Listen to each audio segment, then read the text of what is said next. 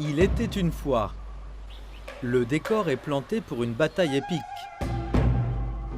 Mais contrairement à la légende de la déesse lunaire Chang'e, le héros ne sauve pas le monde en abattant 9 soleils sur 10. Et son grand rival n'essaie pas de voler l'élixir d'immortalité. C'est plutôt l'histoire de deux princes qui se battent pour leur coup de foudre et tentent d'impressionner avec talent. Devant mon lit, de la lumière lunaire. Serait-ce du givre sur le sol? En levant les yeux, je trouve la lune brillante. En m'inclinant la tête, je suis noyé dans le mal de penser à mon pays natal. Les vêtements traditionnels Han font fureur en ce moment. Alors je voulais les essayer moi-même et faire l'expérience des jeux de rôle en direct lors de cette occasion spéciale. Le jour de la mi-automne est une fête chinoise importante qui a une longue histoire. Le célébrer avec mes amis de Hong Kong et de Taïwan, c'est comme réunir toute la famille.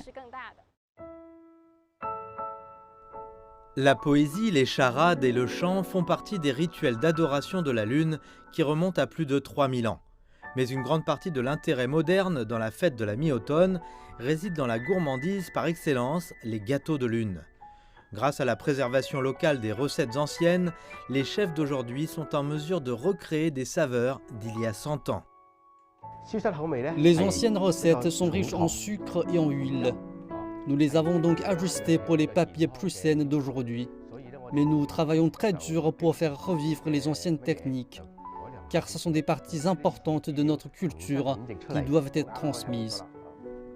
Il est temps de se mettre à la tâche. Les élèves apprennent à faire un classique cantonais, la pâte de graines de lotus avec des œufs salés.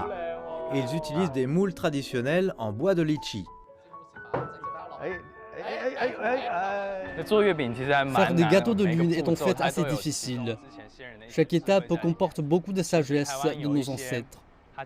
De nombreuses traditions taïwanaises viennent de la partie continentale. Par exemple, le Fujian et la région de Chaoshan. Nous partageons les mêmes racines. L'apprentissage de ces traditions est un bon moyen d'accroître notre sentiment d'identité nationale.